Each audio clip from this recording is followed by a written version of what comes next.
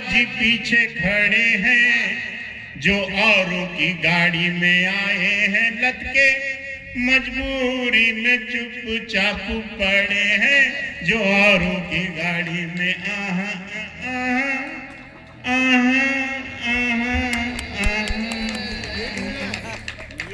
जब मैं ऐसा करूं तो समझ जाना आहा मुंह कर रहा है तो ताली बजा दे रे भाई। बड़े अच्छे हैं ये जितने भी लोग आए हैं। वाह वाह करो यार, ऐसा नहीं चलेगा, इधर ही से कर लो आप लोग तो जवान माइक वाले भैया। यही बहुत उठा हुआ है, यही बहुत उठा हुआ है। वाह वाह कर दिया तो थोड़ा सा उठ जाएगा। इधर बंटी भैया तो ऐसे बैठे हुए हैं, भाभी ने डांटी क्या? बहुत ज्यादा बहुत बहुत एकदम उदास क्यों बैठे हो मेरे भाई? चिंता छोड़ दो, चिंता से कुछ नहीं होगा, अपन है ना। बाकी ये पीछे वाले हैं, अपन दोनों से नहीं समझी तो अपन बाकी ये जाने।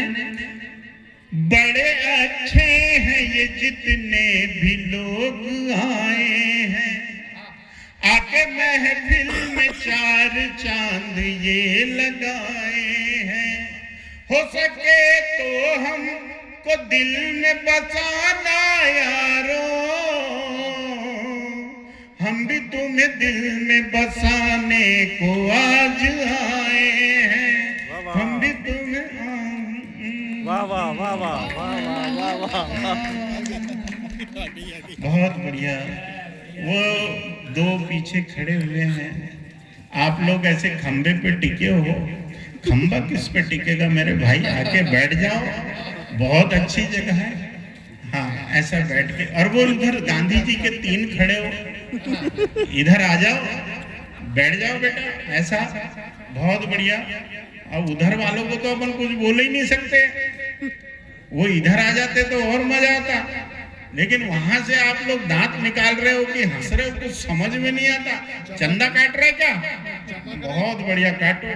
कितने समय चंदा काटते? दांत चमक रहे दांत। ये तो रात में लोगों को उठा उठा के काटते होंगे यार। हैप्पीडेंट वाइन चिंगम खाए।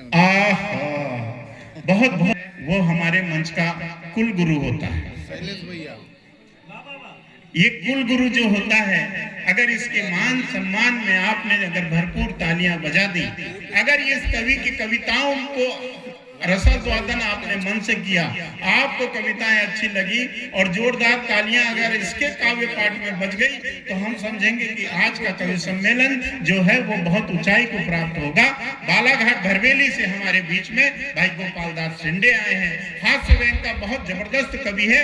एक बार जोरदार तालियां बजाएं। हम पहले कवि को आपको सौंपना चाहते हैं, आइए गोपाल दास शिंदे।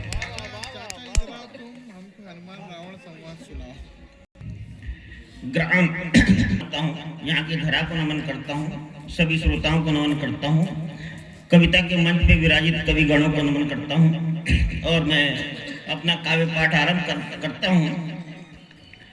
अभी आपने माँ सरस्वती की वंदना सुनी, मैं भी अपनी रचना ईश्वर की भक्ति से शुरू करता हूँ कि लीजिए, ईश्वर की भक्ति का फल, ईश्वर की भक्ति का फल हमें जरूर मिलता है। ईश्वर की भक्ति का फल हमें जरूर मिलता है, इस बात का मुझे पूर्ण विश्वास हो गया है। क्योंकि हमारे गांव में हनुमान मंदिर में कुछ लोग नंगे पैरों से आते हैं और लौटते समय नई नई चप्पल पहन के जाते हैं। बढ़िया है, लौटते समय नई नई चप्पल, नई चप्पल पहन के जाते हैं। ये ईश्वर की भक्ति का फल है। देखिए मातृशक्ति बैठी हुई है। आज कभी कभी आज फैशन इस दौर पर पहुंच गया है कि मार्केट में जाओ तो पता ही नहीं चलता कि लड़का जा रहा है कि लड़की। कभी कुछ मन चले लड़की समझ के उसके पीछे आधा किलोमीटर चले जाते हैं, बाद में पता चलता वो तो लड़का था। देखिए मेरा दावा है कि आने वाली पीढ़ी, मेरा दावा है कि आने वाली पीढ़ी माँ के आंचल का सुख नहीं पाएगी। मेरा दावा है कि आने वाली पीढ़ी के आंचल का सुख नहीं पाएगी, क्योंकि पैंट शर्ट पहनने वाली माँ आंचल कहाँ से लाएगी। क्या बात है, बहुत बढ़िया। हाँ, हाँ, पहले वो कहते थे कि भाई मैं कोई गलत काम नहीं करूंगा। हाँ, पहले वो कहते थे कि भाई मैं कोई गलत काम नहीं करूंगा, क्योंकि मैं बाल बच्चेदार हूँ। अब वो कहते हैं क्या करे भाई, कभी कुछ गलत करना पड़ता है, क्योंकि मैं बाल बच्चेदार, हाय हाय, क्योंकि मैं बाल बच्चेदार। बहुत बढ़िया। हाँ, जीवन की हकीकत मैं आपको बता नहीं सकता। जीवन की हकीकत मैं आपको बता नहीं सकता। एक 50 किलो गेहूं का बोरा जो उठा सकता है वो उसको खरीद नहीं सकता, और जो खरीद सकता है वो उसको उठा नहीं सकता। क्या बात है, नहीं वाह सकता उसको। वाह वाह वाह, बहुत बढ़िया। बेरोजगार दर दर न भटके, बेरोजगार दर दर न भटके, तो मैं कोई गीत लिखूं। हाँ, अबला सड़कों पे न आए तो कोई मैं गीत लिखूं। व्यंग लिखता हूँ यारों मन की शक्ति से, आदमी आदमी बन जाए तो मैं कोई गीत लिखूं। हाय हाय हाय हाय हाय हाय हाय, क्या बात। एक दिन मेरी पत्नी ने मुझसे कहा, हाँ, एक दिन मेरी पत्नी ने मुझसे कहा, अजी मैंने तो सुना था कि शादी के पहले तुम बहुत मस्त थे, हाँ, बताओ वो मस्ती कहाँ खो गई। मैंने कहा, हे मेरी 3 बच्चों की माता, तुझे इतना भी समझ में नहीं आता, इस भीषण महंगाई की मार से ऐसे मैं मस्त हो गया हूँ, और बेरोजगारी का ये आलम है कि रोजगार ढूंढते ढूंढते मैं पस्त हो गया हूँ, और ऐसे में तुम मुझ में मस्ती ढूंढ रही हो। और हमारे अच्छे दिन कब आएंगे, हमारे अच्छे दिन कब आएंगे, क्या बात। ये मुझसे बार बार पूछ रही है, वाह, ये मुझसे बार बार बढ़िया गया। हाँ, मुझसे बार बार पूछ रही है। चेहरे के पीछे भी कई चेहरे हैं, हाँ, चेहरे के पीछे भी कई चेहरे हैं, चेहरे के पीछे भी चेहरे हैं कई, कौन सा गलत है और कौन सा सही कुछ समझ आता नहीं। हर कोई मुखौटा लगाकर चल रहा है, और एक दूसरे को पल पल में छल रहा है। क्या बात। एक दूसरे को पल वाह पल में वाह वाह, चल रहा है। मैं यहाँ पुलिस नहीं है, इसलिए पुलिस विभाग की एक टिप्पणी देना चाहता हूँ। हाँ, स्वागत है। पुलिस प्रशासन गजब का अनुशासन, पुलिस प्रशासन गजब का अनुशासन, एक समान भाषा, कौन सी भाषा, गाली वाली, एक समान भाषा और एक जैसी वर्दी, एक जैसी गर्मी और एक जैसी सर्दी, कोई भी मौसम बदल नहीं पाया, हर मौसम में उतना ही कमाया, हर मौसम में उतना ही कमाया। पर दोस्तों अभी चुनाव चल रहे हैं, बिहार के चुनाव कल संपन्न हो गए, रिजल्ट आना बाकी है। देखिए भारत देश महान है, भारत देश महान है, और महान है इस देश के रहने वाले।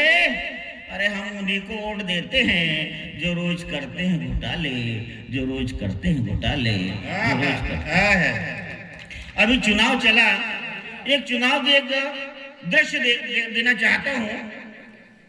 देखिए कि मुझे अच्छी तरह याद है, मुझे अच्छी तरह याद है, वो दिन था बुधवार, मेरे पास आया एक उम्मीदवार, बोला करना है चुनाव प्रचार और किसी भी तरह से जीतना है।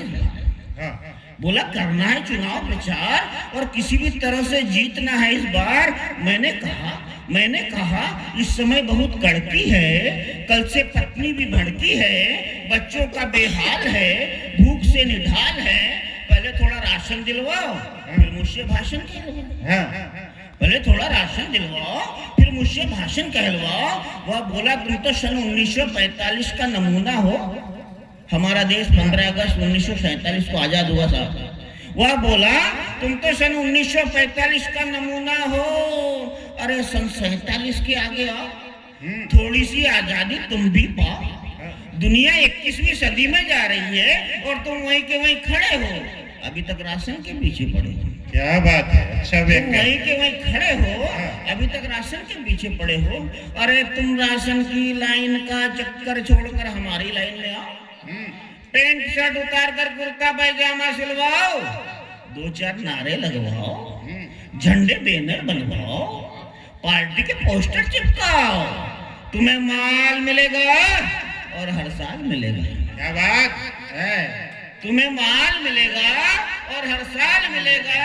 अरे किसी भी तरह से चुनावी जंग जीतनी है, फिर तो सरकारी संपत्ति आपकी अपनी है। सरकारी संपत्ति आपकी अपनी है, फिर तो सरकारी संपत्ति आपकी अपनी। दोस्तों, जहां बात अच्छी लगे तालियां देना, वही हमारा मनोबल बढ़ाएगी। एक बार तालियां बजा दें भाई गोपाल दास शिंदे के लिए, बहुत बढ़िया। एक जब नोटबंदी हुई थी तो चिल्लर की बहुत समस्या आई थी, और अभी भी कभी कभी बहुत समस्या आ जाती है चिल्लर की। एक चिल्लर की समस्या जो मेरे साथ आई है, घटना सुनिए कविता के माध्यम से। स्वागत है भैया। मैं दर्जन भर केले लेने पहुंचा फल वाले की दुकान। मैं दर्जन भर केले लेने पहुंचा फल वाले की दुकान। उसने कहा 40 रुपए दीजिए श्रीमान। मैंने 100 का नोट बढ़ाया, फल वाला गुर्राया। बोला पहले चिल्लर लेके आओ फिर केले लेके जाओ। मैंने कहा श्रीमान जी, आज मेरा गणेश जी का उपवास है, इसलिए केले लेना खास है। मैंने सुन के उसकी बात मैं पहुंचा पास की मेडिकल दुकान। मैं पहुंचा पास की मेडिकल दुकान, लेकिन उसकी हरकत से परेशान उसने दी 4 नींद की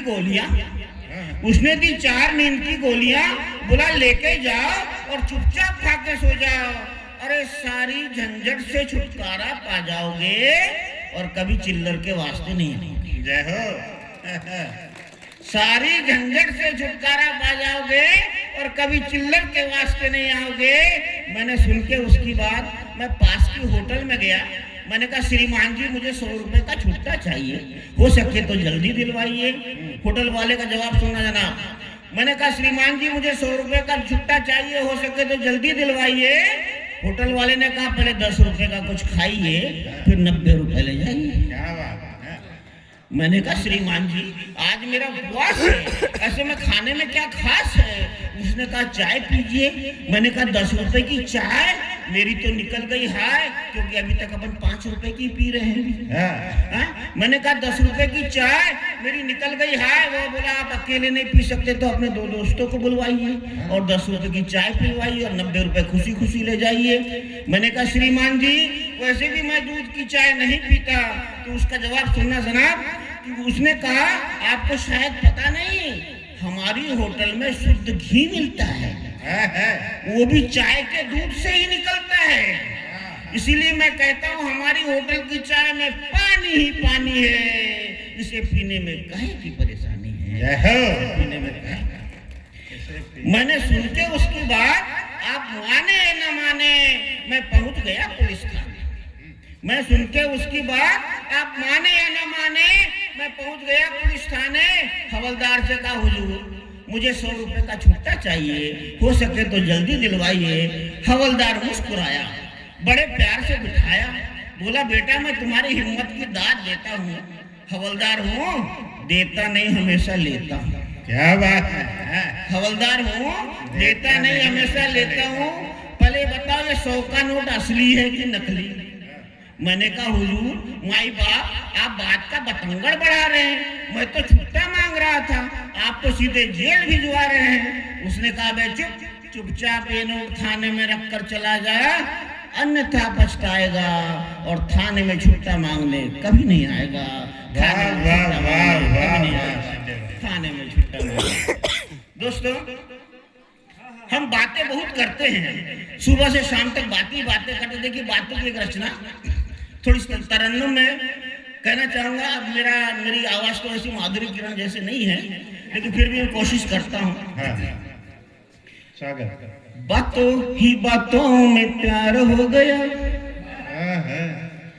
बातों ही बातों में प्यार हो गया, बातों ही बातों में इकरार हो गया।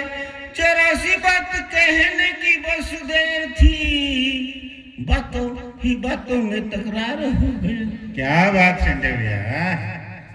सुबह से शाम तक बातें ही बातें हैं, श्रम से विश्राम तक बातें ही बातें हैं। सोए तो स्वप्न में चमत्कार की भी बातें हैं, जागे तो मन में खुमार की भी बातें हैं। बातों की उलझन को शीघ्र सुलझाइए, बात यदि बढ़ जाए शीघ्र टल जाइए। बात कोई ज्यादा करे उसे समझाइए, बातों ही बातों में मुझे न बहकाइए, बातों ही बातों में मुझे न बहकाइए। बातों के विषयों पे मत करना विचार, बातों के विषयों की है बड़ी भरमार। चारों तरफ दंगे नारे और बलात्कार, आतंक और लूटपाट बांट रहा अखबार। सीताहरण रामायण में तुमने पढ़े होंगे, अहिल्या वैदेही वन के चर्चे सुने होंगे। अरे वह तो राम राज्य त्रेता का काल था, कल युग में ऐसे हादसे क्यों नहीं होंगे। आज लोग बातें कैसी करते देखिए, दो व्यक्ति बातें करते बातों में राजनीति, चार व्यक्ति बातें करते बातों में प्राण नीति, अरे 10 व्यक्ति बातें करते बातों में लूट नीति, और सैकड़ों यहाँ बातें करते बातों में कूटनीति। बातें कोई करता नहीं पतझड़ और आंधी की, बातें कोई करता नहीं तूफान और मांझी की, बातें कोई करता नहीं गौतम और गांधी की, बातें सब करते यहाँ राहुल गांधी की। क्या बात है, बातें सब करते यहाँ बहुत राहुल बढ़िया है, बढ़िया लगा। यहाँ लोग अहम स्वार्थ घृणा में जीते हैं, यहाँ लोग अहम स्वार्थ घृणा में जीते हैं।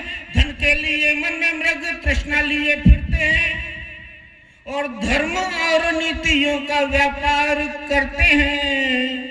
बस इसी में ही जीते हैं और इसी में ही मरते हैं, इसी में ही जीते हैं और इसी में ही मरते हैं।